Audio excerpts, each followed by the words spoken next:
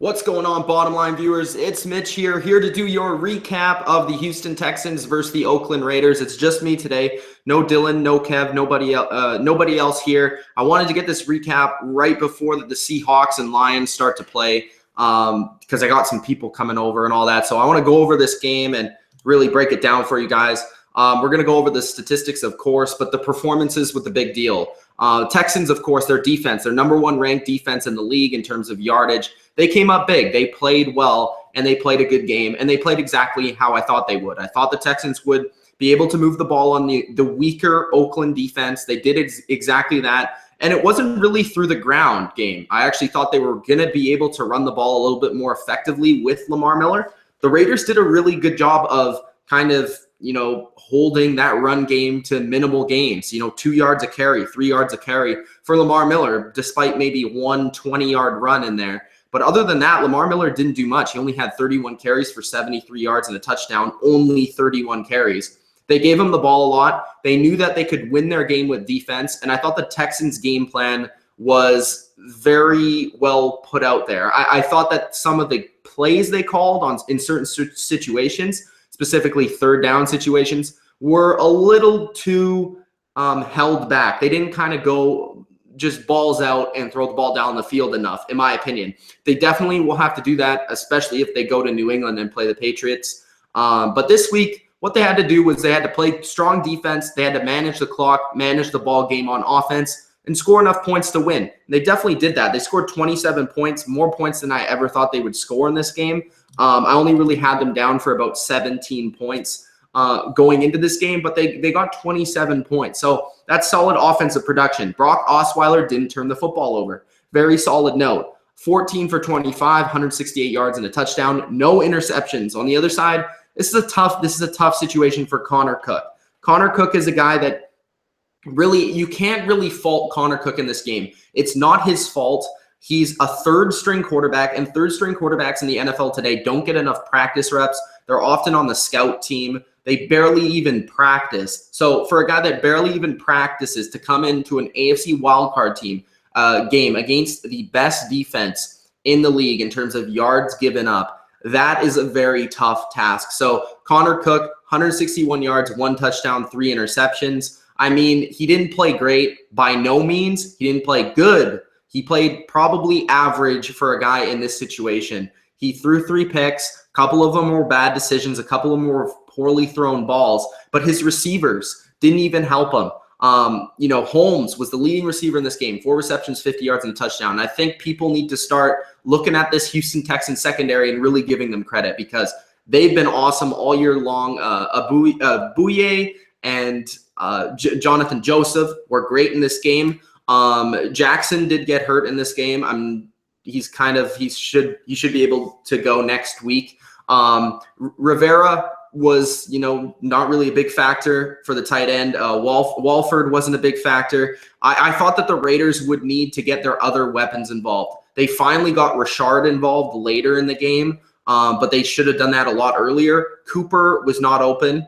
And when he was open, he was dropping passes. Crabtree was not open, and when he was open, he was dropping passes. I mean, 2 for 33 for Crabtree and only 2 for 10 for Cooper. That is a bad day. Despite whoever your quarterback is, you need to be available. If you're a big-time player in this league, if you're a big-time receiver in this league, if you're the Raiders, you want your big guys to step up. Your defense didn't step up. Khalil Mack didn't step up. I mean, your big players in key situations didn't step up in this game, the reason why the Texans won. The big players that did step up in this game were on the Texans. And the big players in this game that stepped up were the pass rushers. I mean, Merciless with 2 sacks, 7 tackles. Jonathan Joseph, like I brought up, played great. Jadeveon Clowney was great in this game, despite not having a sack. But all year long, he was awesome, and he had an interception in this game as well.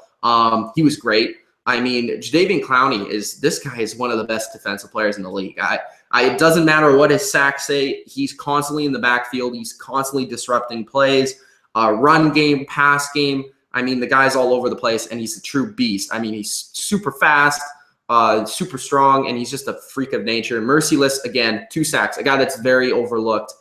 They had to show J.J. Watt like every 2 plays. that was a little ridiculous. I mean, I get it. It's J.J. Watt. He's a great player and everything. He's going to be a Hall of Famer one day. But you don't need to show this guy like every play. They got other players on their team. They had that storyline in the game to kind of keep you a little interested. Was Brock Osweiler going to do good or not? But this game, for the most part, like honestly, from a non-fan perspective of both of these teams, this game was pretty boring from an entertainment standpoint. I mean, Latavius Murray, 12 carries, 39 yards, a touchdown. No players on offense were great. I mean, DeAndre Hopkins played very well, I thought. He made some nice catches on the sideline. He was DeAndre Hopkins. The guy's got great feet. He's got great hands. And finally, they used him on offense. Like, finally, they used DeAndre Hopkins. 5 catches, 67 yards, a touchdown. Great for him. Will Fuller, kind of invisible for most of the day, 4 for 37. But again, he played probably better than Cooper and Crabtree did all game long. The kicking game, I thought the kicking game was interesting, and that was an interesting thing coming into the game. I said in my preview that the Raiders will probably have to get, a couple nice kick returns or punt returns to sway field position. But I thought that the Texans did a really good job of maintaining good field position throughout the game for their offensive defense. But Richard did a great job on his punt return specifically, and he set up the Raiders with some good drives. But overall, they just couldn't capitalize on them. It looked like when it was 10-7 that the Raiders could have a chance with their drive with Latavius Murray. Lamar Miller, like I said, they're going to continue to pound this guy no matter who they play next week. But they need to be more effective in the run game if they want to be more successful in the playoffs. But to me, this game is basically the game where, okay, who's going next week? And just because I'm a Patriots fan, I'm wearing my Patriots thing. I think most people think this is the game where, whoever wins is going to just lose to the Patriots. Like, it's going to take a huge effort. And actually, as a Patriots fan, I was kind of wanting the Raiders to play the Patriots, even though I didn't really care, just because I thought the Raiders with their inexperienced quarterback and all that and not a very good defense would be the easier win for the Patriots.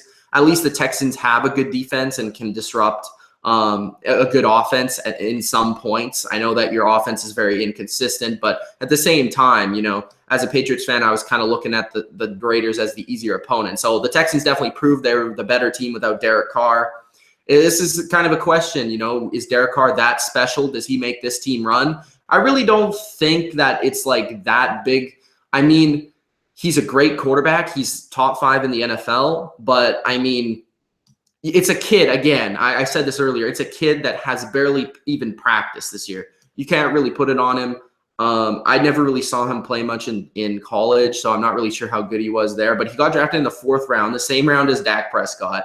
Again, what a steal by the Cowboys. But the Texans win this game. They were pretty much in control of this game. There's not much else to say. Their defense played great. Their run game needs to improve. Brock Osweiler was efficient and successful. I thought he was kind of bad with some of his audibling and decision-making in terms of run-pass options on 3rd down. He ran the play into the wrong direction where a safety blitz was coming off the edge. I think Osweiler needs to be smarter in terms of his awareness on the field. But the Texans dominated this game for the most part. The Raiders tried to come back, but they weren't successful. And the Texans defense ultimately was the difference in this game. So it's Mitch of the Bottom Line View, 27-14 for the Houston Texans. Let me know in the comment section what you guys thought of this game, how you think the Texans will do in the next round, depending on their opponent. It's Mitch of the Bottom Line View. Subscribe for more NFL recaps. I'll be on here later for the Lions versus Seahawks. I'll also bring guests, so it's not just me. Thanks, guys, for watching, and peace out.